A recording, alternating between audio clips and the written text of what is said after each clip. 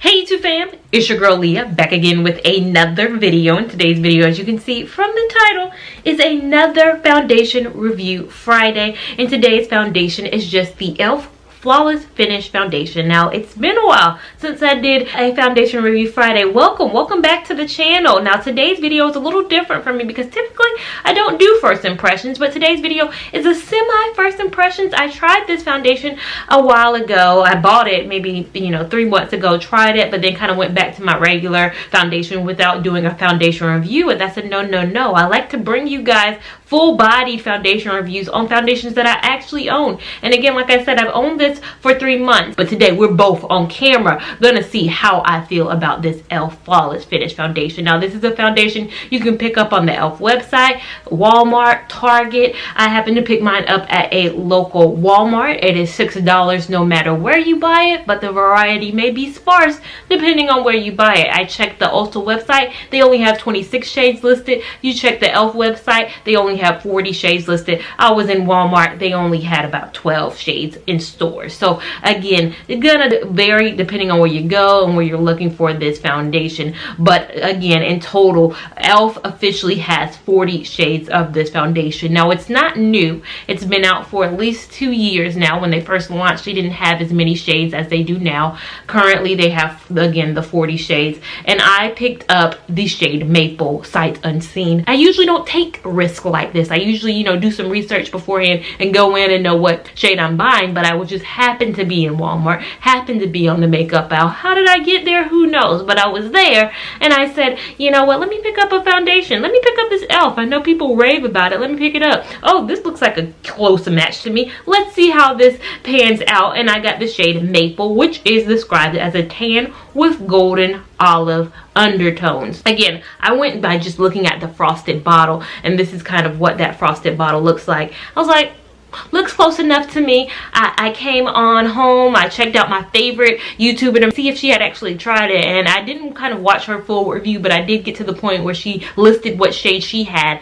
and she had the shade Cocoa, which, looking on the site, Cocoa is 7 shades darker than Maple. So my shade twinsy, Brandy Lofton, who I always go to and say we are shade matches, we are typically here, she's in a shade 7 shades darker than what I currently have in my hand. So again, she tried it 2 years ago, though. That might be before they had launched kind of the newer shades, so I don't know how that played into where we are, but we're gonna see if I made an utter mistake in today's video as well. Now, the site says about this foundation, our best-selling liquid foundation. Best-selling? How many liquid foundations they got? They don't even got enough to say best-selling, but okay. Best-selling liquid foundation, now in 40 shades. The lightweight, oil-free formula blends naturally into skin for a beautiful semi-matte finish that lasts all day. The liquid formula helps restore uneven skin tones for visibly brighter skin, perfect for all skin tones. Again, like I said, I have the shade Maple. I list every single shade I am in every single foundation that I've tried on this channel down below in the description box. So if you have any questions about what I am in Maybelline, MAC, Fenty, any shade, listed down below for you guys out there.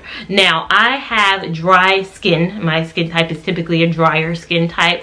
So it says all skin types. I hate when brands say all because, again, what works well for me typically isn't always what works best for an oily skin type. But again, I am dry, so everything I say will come from a dry skin perspective. And without further ado, we're just going to get into the application. So I'm going to use a brush on one side and a beauty sponge on the other side.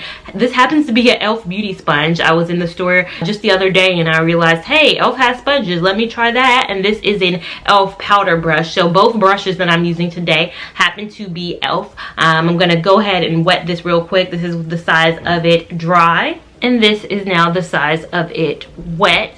It does get quite bigger when it is wet. So for primer, I'm going to use a primer that I have been really loving lately, and it's from Laura Mercier, and it's their Pure Canvas Primer in the blurring stage. They have a hydrating one. I have a lot of them. If you guys follow me on IG at Lia Lavon, you saw that Laura Mercier actually sent me a whole bunch of these, and I actually, surprisingly, out of the illuminating, out of the glowing, out of the hydrating, me and my dry skin went for blurring, but I do feel like it really does a good job at blurring some of those imperfections. So that is the primer I'm using today. So first I'm gonna go in with the brush side. Let me pump it on the back of my hand. Kind of runny, a level of runniness to it, but not super runny. Let's make this side be the brush side, and let's see. A little yellowy, but we can blend that right on out. It's not. They have so many undertones for this too. They have a neutral, they have a cool, kind of redder undertone as well. It's not terrible, but it does first go on very yellow. But the great thing about foundation is that you can blend it into something even better. Let's see what the sponge does.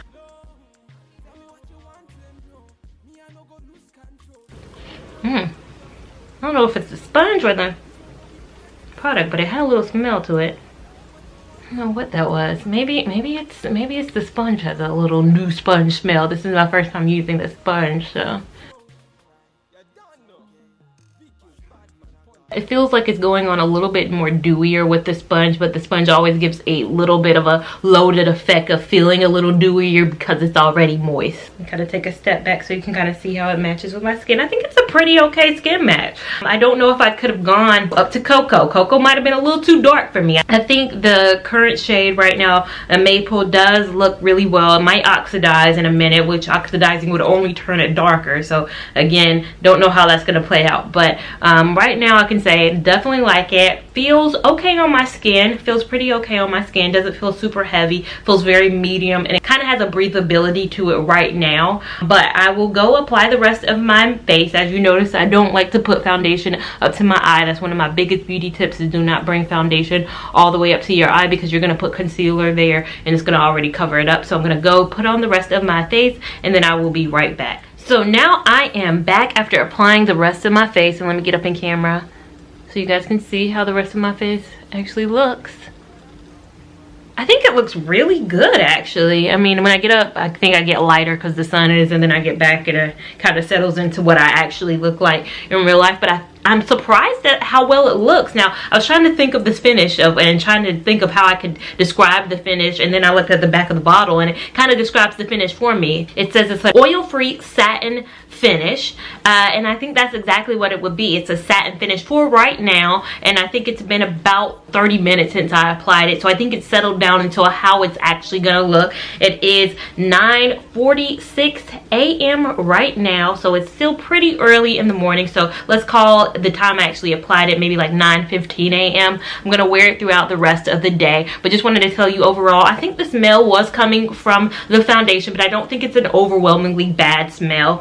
Looking at the shelf life, it's toast on the bottom of this. It does say it does have a 6-month shelf life, so that is kind of unstandard for typical foundations. Maybe the Maybelline Cushion foundation that had a short shelf life, but most foundations give you a 12 to 18-month shelf life. So it really makes me a little bit question what kind of ingredients are in here to make it have such a low shelf life. But it does say on it, apply a small amount starting at the center of the face and blend outwards using your fingertips, a sponge, or a foundation brush. Layer as needed for more coverage. So that makes me believe that it is kind of that buildable coverage. It might could go up to full, but as you apply a normal amount, it does have kind of a medium coverage. I always say if you want a full coverage, get a full coverage foundation. Get the Revlon Colorstay, get the Kat Von D foundation, get the Urban Decay All Nighter, get the Becca Ultimate Coverage. Those are full coverage foundations. Don't make a medium coverage be a full coverage. Don't build it up, because the more you build it up, the more cakey it's gonna feel on your face. I think it still feels very breathable on my face and very lightweight and effervescent, and that's what I like about most of my foundations. But again, like I said, it is 9. I'll probably take this foundation off maybe closer to 6, so I'll see you guys at the end of the day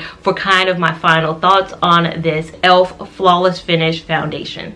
So now I am back. It is 5:33 p.m. so almost 9 hours exactly from when I applied this foundation, and this is how my face is looking. Let me get extra up in camera. It's a little bit darker, so let me get up in camera so you can really see what's going on, how everything is looking, how all my products look. Of course, my lipstick is gone, but everything else looks really good I'd say 9 hours later, which is typical day for most people as it pertains to wearing their makeup. Of course, I could film and wear this makeup till 10, but you guys know I use natural light to film, so I can't film any later than this, quite honestly. But I think 9 hours is an adequate amount of time that a normal person would wear their foundation, especially if they're wearing it for work or just a normal kind of 9 hour, 10 hour day. This is what you can kind of expect to look like if you have dry skin. Again, going back, this is how it's settling and sitting on my face, you know, 9 hours in. The great things I like about it is the finish of it. It looks really good.